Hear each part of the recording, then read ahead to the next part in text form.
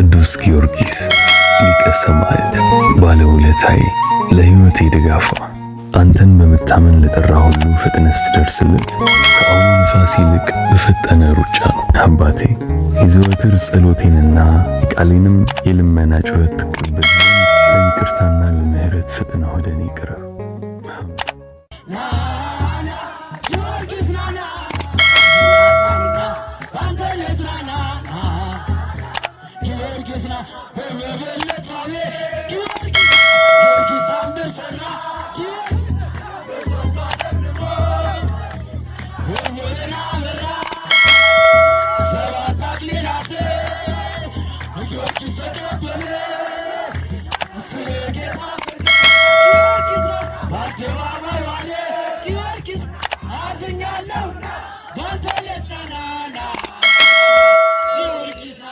Nah.